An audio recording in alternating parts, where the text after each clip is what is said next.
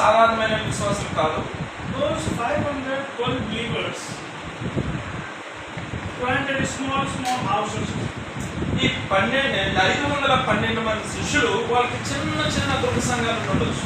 Remember, if those 512 disciples plant small, just one house or so, ఈ 512 మంది ఒక చిన్న గృహ సంఘాన్ని స్థాపించారనుకోండి, 512 house churches will be there. ఇక్కడ ఎన్ని ఉంటాయి?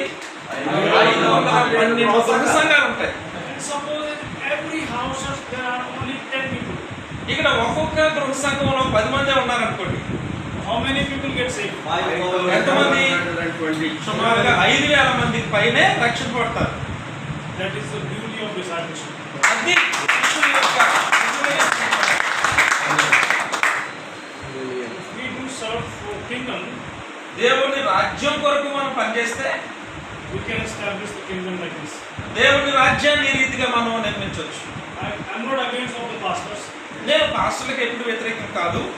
but if pastors also follow the vision, సేవకులు కూడా దేవుని దర్శనాన్ని వెంబడిస్తున్నారు, అనుసరిస్తున్నారు. still he have 100 disciples. He think ఈయనకు కూడా 100 మంది శిష్యులు ఉన్నారు. he also can do it. ఆయన కూడా చేయగలరు. That's why we are doing the training. అందుకనే ఇటువంటి ట్రైనింగ్ ప్రోగ్రామ్స్ మనం చేసేది. This is a nice example too. Thank you, brother. ఇది మంచి ఉదాహరణ. సుదర్శన్ గారికి మరొకసారి ముందు వందనాలు.